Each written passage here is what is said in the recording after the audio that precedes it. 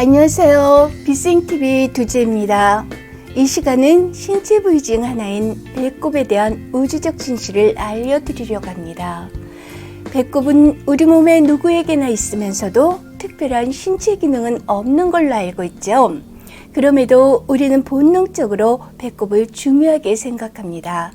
제게는 배꼽 주변에 찬 기운이 돌면 몸이 좋지 않다는 신호로 알고 있을 정도로 배꼽이 몸의 건강을 알리는 신호 기능을 하고 있는데요. 배꼽은 태와 산모를 이어주던 탯줄이 체로 떨어지면서 배 한가운데 생긴 자리를 말합니다. 탯줄을 통해 어머니와 연결되어 모든 생명을 공급받던 태아는 어머니 뱃속에서 나온 순간부터 스스로 첫 숨을 쉬는 것을 시작으로 탯줄과의 연결을 끊고 세상에 존재하는 한 생명체로서 생명활동을 한다는 것은 모두 아시죠?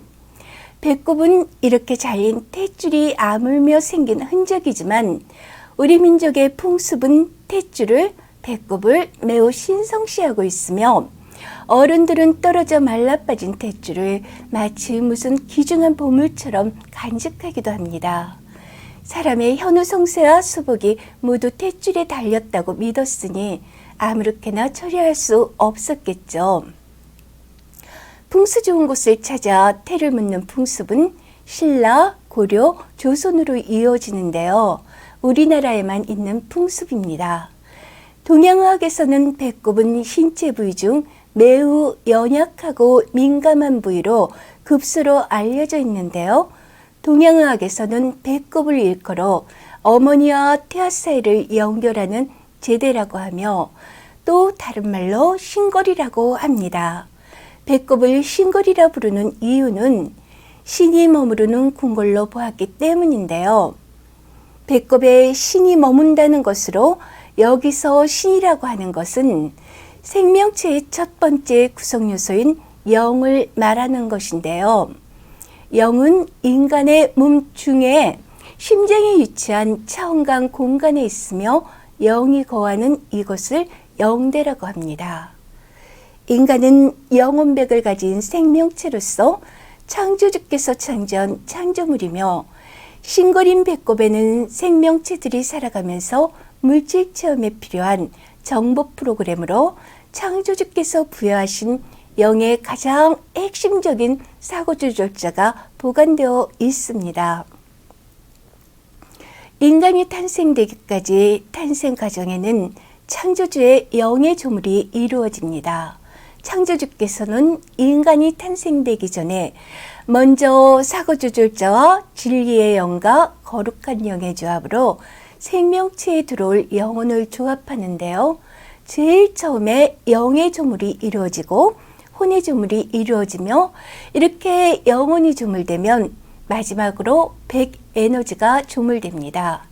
그러니까 인간이 탄생되기 전에 먼저 보이지 않는 세계에서는 영혼백 에너지들이 먼저 조물된 후에 생명체의 탄생으로 이루어집니다.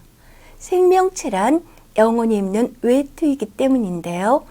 영이 조물될 때 다양한 조건에 의해 영이 형성된 후에 생명체가 탄생되고 생명활동이 이루어지며 생명체가 활동하는데 그 중에서도 사고조절자는 매우 중요한 역할이 있으며 이 사고조절자의 기능과 역할에 따라 그 사람의 재능이나 탤런트가 됩니다. 한 개인으로 볼 때 사고조절자는 기본적으로 선천적 사고조절자와 후천적 사고조절자로 나뉘는데요. 물질 체험을 위해 창조주께서 사고조절자를 부여하시며 이 사고조절자의 발현에 따라 영혼의 진화에 필요한 물질 체험을 하게 됩니다. 인간은 한 생으로 물질 체험을 마치는 것이 아니라 윤회를 통해 수많은 생을 살아가게 되는데요. 한 생을 마치고 또 다른 생을 시작할 때마다 새로운 사고조절자를 사용하게 되며 한 생에 필요한 사고조절자만을 사용하고 남은 사고조절자는 신걸인 배꼽에 저장한다는 것이 이번 주제의 핵심입니다. 조금 전에 언급했듯이 영은 사고조절자와 진리의 영과 거룩한 영의 3요소로 구성되는데요. 그 중에 사고조절자에는 창조주 의식이 들어있으며 그 영이 물질 체험을 하며 진화하는 데 필요한 정보가 들어있습니다.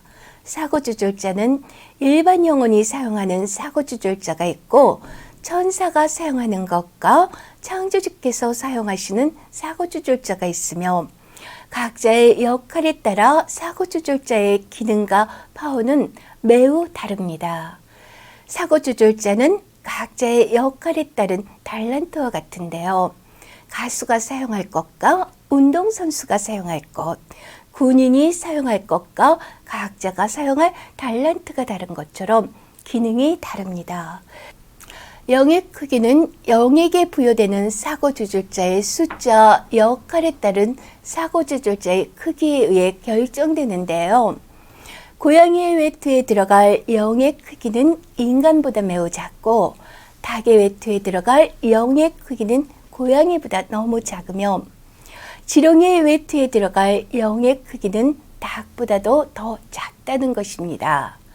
영의 조물은 생명체의 종별로 최적화되어 조물이 이루어지며 인간의 경우 외투에 적합한 크기에 맞게 영의 조물이 이루어집니다. 그렇게 인간의 몸에 들어올 수 있는 영의 크기는 제한되어 있으며 영에 담을 수 있는 사고조절자의 숫자도 정해져 있습니다. 인간의 몸에 들어올 수 있는 영이 조물될 때는 한 생의 프로그램에 꼭 필요한 사고조절자만 사용되는데요. 그 원리는 우리는 여행 갈 때 집에 있는 모든 물건을 가져가지 않고 꼭 필요한 것들만 준비해 가는 것과 같은 이치죠. 인간이 탄생될 때는 이번 생에 꼭 필요한 사고조절자만을 준비하여 영의 조물이 이루어지는 것이 우주의 이치입니다. 영혼이 물질 체험을 통해 많은 윤회의 삶을 살다 보면 지난 생의 프로그램이 담긴 사고조절자 보따리와 다음 생의 사고조절자 보따리가 다르다는 것입니다. 사람이 태어날 때 이번 생에 필요한 사고조절자만 영에 담아오는데요. 사고조절자에 의해 영의식이 발현되며 태어날 때 영에 담아서 오지 못하는 많은 사고조절자가 있는데 이것이 모여있는 것이 배꼽으로 배꼽의 차원간 공간에는 이번 생에 사용하지 않고 보관된 사고조절자들이 있습니다.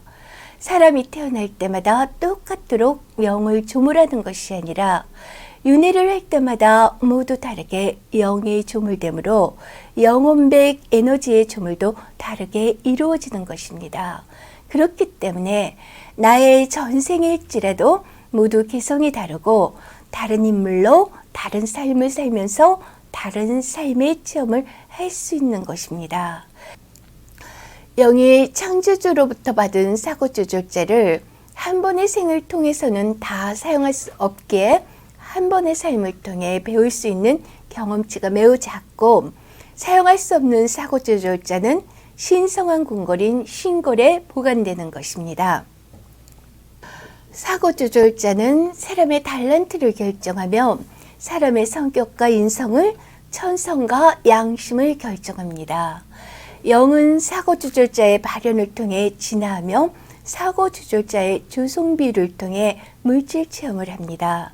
선충의 시대에는 태어날 때 영에 담아온 사고조절자만을 사용하는 구조로 프로그램되어 배꼽의 차원간 공간에 있는 사고조절자를 사용할 수 없었으며 그럴 필요도 없었습니다. 후천의 시대에는 인간의 수명이 수백 살에서 많게는 3000살까지 무병장수하는 시대입니다. 그렇기 때문에 영에 담긴 사고조절자뿐 아니라 신골에 있는 사고조절자도 사용되어야 합니다. 배꼽에 있는 차원간 공간에 있는 사고조절자가 발현되기 위해서는 살아있는 인간의 몸에서 수많은 무형의 기계 장치들이 추가로 설치되어야 합니다.